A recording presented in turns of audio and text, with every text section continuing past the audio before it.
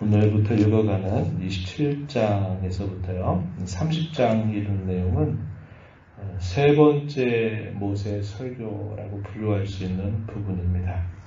27장의 내용에서는 모압에서 다시 언약을 갱신하는 내용이 나타납니다.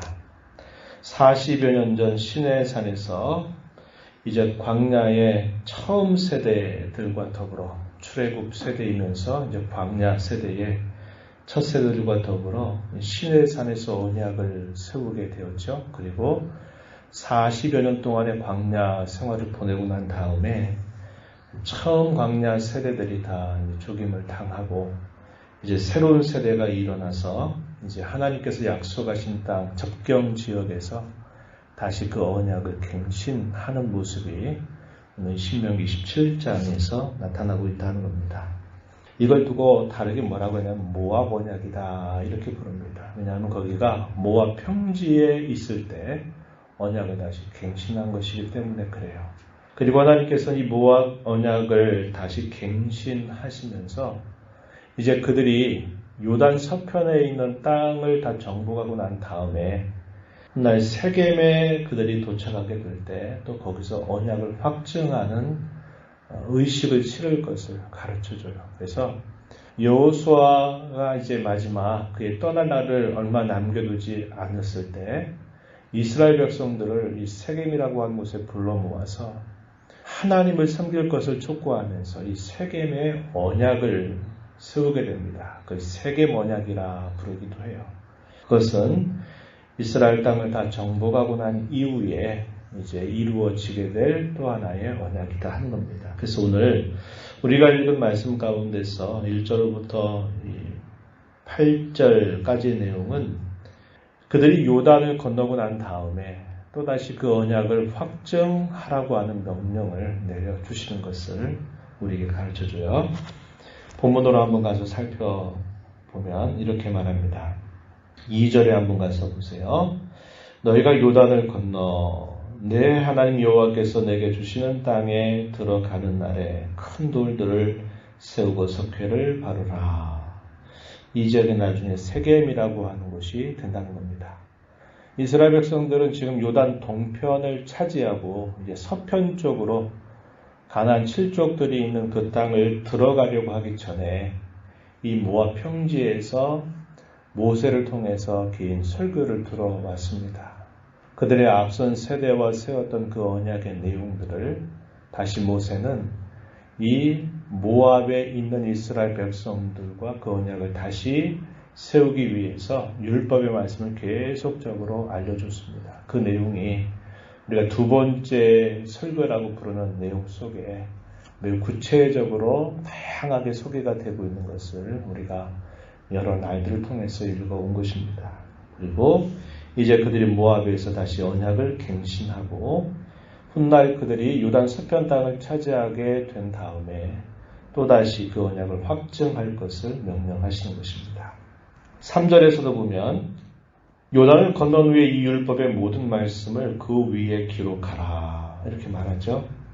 그리하면 내 하나님 여호와께서 내게 주시는 땅 거기에 들어가기를 내 조상들의 하나님 여호와께서 내게 말씀하신 대로 할 것이다. 해줄 것이다. 이렇게 하나님께서 말씀을 하시게 됩니다. 그리고 그들이 그 땅에 들어가서 해야 될 일들 중에서 특별한 의식을 거행하게 하시는데 그게 뭐냐면 에발산과 그리심산이 이렇게 멀지 않은 곳에 위치합니다. 이 에발산과 그리심산으로 백성들을 오르게 한 다음에 거기에서 축복과 저주를 선언하라고 가르쳐 주십니다. 그런 언약을 갱신하는 가운데서 하나님께서 그의 백성들에게 요구하시는 것이 무엇인가를 또 이야기하시는데요. 9절로 10절 말씀에 보면은 한마디로 순종을 요구하신다 한 겁니다. 순종. 9절에 가서 보면은 모세와 레위 칠사장들이 온 이스라엘에게 말하여 이르되 이스라엘아 잠잠하여 들으라. 오늘 내가 내 하나님 여호와의 백성이 되었으니 그런즉 내 하나님 여호와의 말씀을 청종하여 내가 오늘 내게 명령하는 그 명령과 규례를 행할지니라. 하나님께서 언약을 갱신하고 언약을 확정하면서 그 백성들에게 요구하는 것을 한마디로 줄여보면 언약의 백성으로 순종하라 하시는 것입니다. 그러한 순종에 있어서 가장 앞선 자세는 뭐냐면 이것입니다. 9절에서 읽은 것처럼 잠잠하여 들으라 하는 겁니다. 조용히 침묵을 하면서 하나님께서 자신들에게 들려주시는 말씀을 들어라 이렇게 이야기합니다. 잠잠한다라는 의미는 침묵한다는 의미죠. 우리가 하고 싶은 말 하지 말고 우리가 하고 싶은 일들 행하기 전에 먼저 하나님께서 뭐라고 말씀하시는지를 조용히 침묵 가운데서 듣도록 해라. 이것을 이야기합니다. 이게 순종에 있어서 가장 우선적인 태도임을 가르쳐 주는 거죠.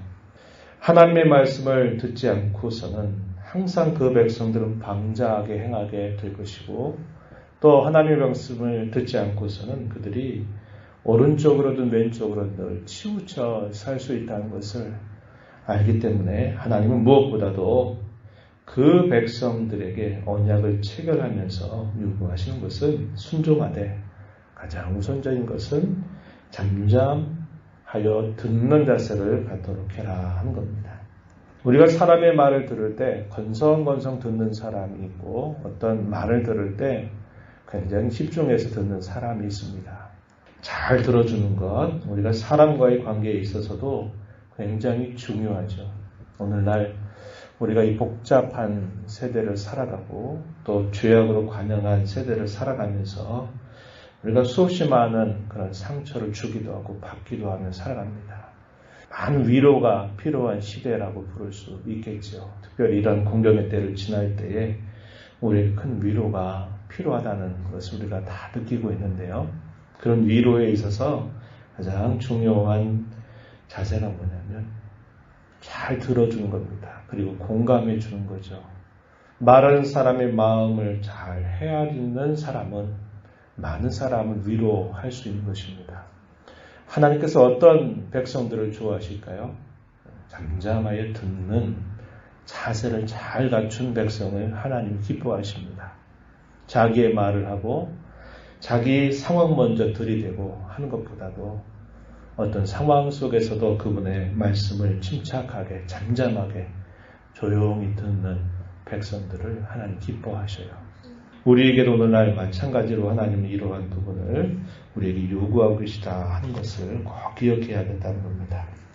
그 백성들이 요단을 건너서 하나님 그 땅을 차지하게 될 때 하나님께서 이 에발산에서는 저주를 선포할 때 아멘으로 화답할 것을, 그리고 그리심산에서 축복을 할 때는 그 축복에 대해 아멘할 것을 하나님께서 명령하시게 됩니다. 12절 말씀에 가서 보면요. 그리심산에서 축복을 선언할 때 아멘할 그 지파들 6이 소개가 됩니다. 12절에 보면 시므온, 레위, 유다, 이사갈, 요셉, 베냐민 이 지파들은 그리심산에 올라가서 거기 서라고 이야기하고 그 백성들을 축복할 때 아멘 한 목소리로 화답할 것을 명령하시고요. 13절 가서 보면은 에발산의 나머지 6지파가 올라가 서게 하시는데 루벤, 갓, 아셀, 스불론, 단, 납달리 이 6지파는 에발산에 올라가 서라고 말씀하십니다. 그리고 제사장들이 하나님의 말씀을 순종하지 않을 때 저주를 선언하면 그것에 대하여 역시 아멘으로 화답할 것을 그들에게 명령하시게 됩니다. 그리고 그 이하에 주어지는 말씀, 저주에 대한 많은 항목들이 하나하나 소개가 되고 있다는 겁니다. 15절에서부터요. 마지막 절까지 그 내용이 소개가 되고 있어요. 15절 한번 가서 보면 이렇게 말합니다.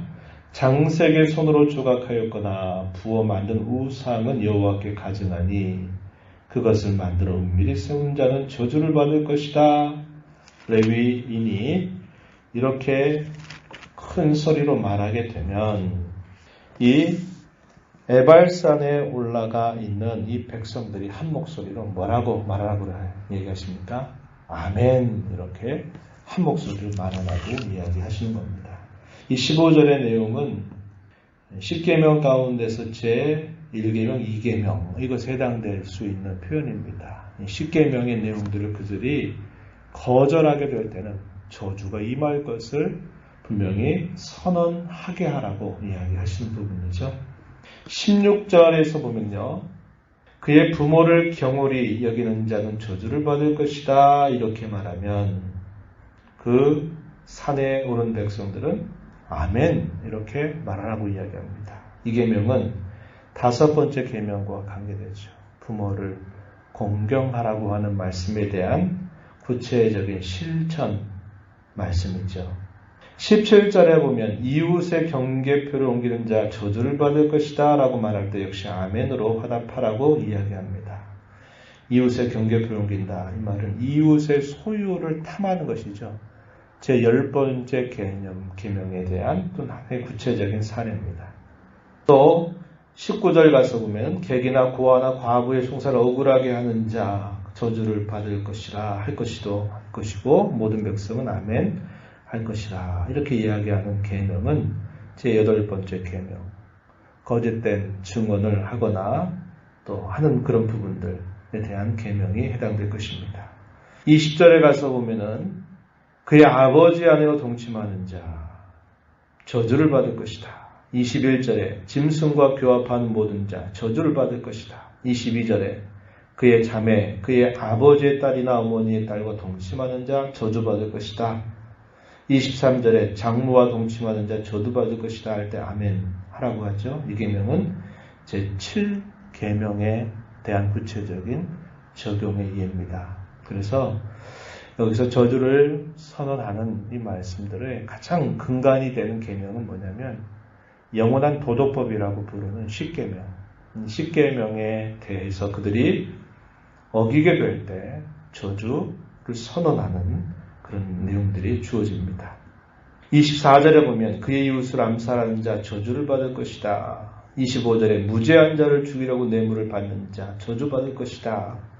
제 6번째 계명 살인하지 말라라고 하는 이 계명에 대한 구체적인 이해가 된다고 하는 겁니다. 그리고 나머지 전체적으로 그걸 종합해서 하시는 말씀 마지막 절에 보면 이 율법의 말씀을 실행하지 아니하는 자 저주를 받을 것이라 하면 모든 백성들은 아멘으로 화답해라 이렇게 말씀을 내려주신다는 겁니다. 이 그리심산과 에발산을 보면서 하나님은 그 백성들에게 무엇을 기억나게 하실까요? 축복과 저주를 기억나게 하는 겁니다. 그 축복과 저주, 삶과 죽음의 갈림길, 화와 복의 갈림길이 뭐냐? 그것이 곧 하나님이 하시는 말씀이 기준선이 된다라는 것을 그들에게 기억나게 한 겁니다. 그래서 그들은 하나님의 말씀을 잠잠하게 듣고 그 말씀을 순종하기를 끊임없이 결단하고 되뇌이는 그런 삶을 통해서 하나님께서 그들에게 기대하시는 뜻을 따라서 살기를 하나님은 원하신다는 것을 보여주시는 겁니다. 하나님께서 내가 이렇게 하면 너희에게 복을 주겠다라고 말씀할 때 그 의도는 뭘까요? 그들로 하여금 하나님의 말씀을 따라서 살기를 기대하시는 것이죠. 반대로 너희가 이렇게 한다면 너희가 저주를 받을 것이다 라고 말할 때도 이렇게 하지 말 것을 그들에게 가르치려고 하는 뜻이 있는 겁니다.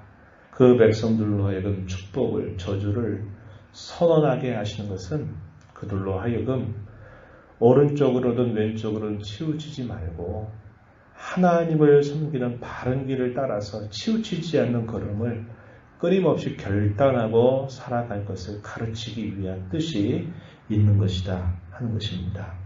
오늘 저와 여러분 하나님은 우리 주 예수 그리스도 안에서 우리를 새 언약의 백성으로 삼으셨다고 이야기합니다. 물론 그 언약의 뿌리는 아브라함으로에게 주어졌던 언약, 그리고 시내산에서 또 모압 평지에서 또 세겜에서 그 이후에 계속적으로 그 언약의 내용을 갱신하신 내용과도 그 뜻은 같습니다. 그 언약의 가장 궁극적인 성취는 예수 그리스도 안에서 우리를 그의 자녀, 그의 백성으로 삼아 주셨다고 하는 겁니다. 이걸 새 언약이라 그러죠. 이거 다른 말로 신약 이렇게 부르는 겁니다. 우리는 새 언약의 백성이 된 하나님의 자녀들임을 언제나 잊지 말아야 합니다. 그리고 하나님께서 우리로 하여금 좌로도 우리로 치우치지 않도록 걸어가게 하시려고 하나님 우리 끊임없이 말씀을 통해서 우리를 일깨우시고 지도하신다는 겁니다. 우리가 읽어가는 이 말씀을 통해서 또 이 말씀을 참으로 우리에게 깨닫게 하시고 우리의 마음을 일깨워 주시는 성령께서 우리가 가야 할 길들을 오늘도 내일도 끊임없이 보여주신다는 것입니다. 그러할 때 우리는 여기 이스라엘 백성들에게 요구하시는 것처럼 무엇보다도 잘 듣는 자가 되어야 합니다. 건성건성 듣는 자 말고 내 소리, 내 하고 싶은 대로 먼저 행하고 난 다음에 어떻게 되겠지 하는 자세가 아니라 항상 하나님 앞에 먼저 듣는 자세를 갖고 하나님의 마음을 헤아리는 자세를 가져야 하겠고 또 쓰러지고 넘어져도 우리는 또다시 오늘도 내게 새로운 날을 주신 것을 기억하면서 새로운 결심으로 내가 하나님 앞에 결단하며 이렇게 살겠습니다. 또 다짐하고 은혜를 구하며 살아가는 삶을 주께서 오실 때까지 저와 여러분 육신의 장막에서 벗어나게 하실 때까지 우리는 그런 결단을 가지고 매일매일 살아가야 될 하나님의 자녀요 하나님의 백성임을 기억하자 하는 것입니다.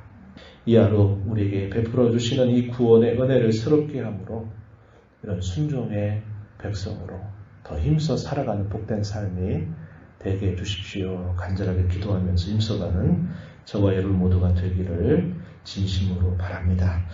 하나님 아버지, 이 새벽 시간에도 저희들을 주께로 불러주셔서 주님의 말씀을 또 읽고 듣게 하시고 기도하며 또 이 하루를 새롭게 다짐하며 살게 하시니 감사합니다. 옛 이스라엘 백성들에게 끊임없이 하나님께서 그 백성과 세우신 언약을 갱신하고 확정하게 하시는 것은 그들이 과연 누구인가를 매일매일 삶 속에서 잊지 않고 살게 하시려는 하나님의 뜻이 있음을 보여주셨습니다. 그들은 세상의 많은 나라들 가운데서 큰 나라의 백성이 된 자들이고 하나님을 자기의 하나님으로 섬기는 복된 백성임을 잊지 않도록 하시고 그들로 하여금 그런 복된 백성으로 살아가는 길은 좌로는 우로든 치우치지 않고 끊임없이 하나님께서 그들에게 말씀하시는 그 말씀을 잠잠히 듣고 결단하여 순종하는 자로 살아갈 것임을 가르쳐 주셨습니다. 저희들을 사랑하셔서 예수 그리스도 안에 새 언약의 백성으로 삼아주시는 은혜를 늘 감사하게 하시고 하루하루가 새로운 결단과 다짐으로 시작하는 저희들의 삶이 되게 하여 주셔서 순종의 사람, 순종의 백성으로 살아가도록 이끌어 주시옵소서. 은혜의 보호자 앞에 나와서 아버지의 은혜를 간절하게 구하는 모든 심령들을 품어 주시옵소서. 형편과 처지를 하신 하나님께서 각 필요와 처지에 맞는 은혜로 충만케 하여 주옵소서. 예수님 이름으로 기도하옵나이다.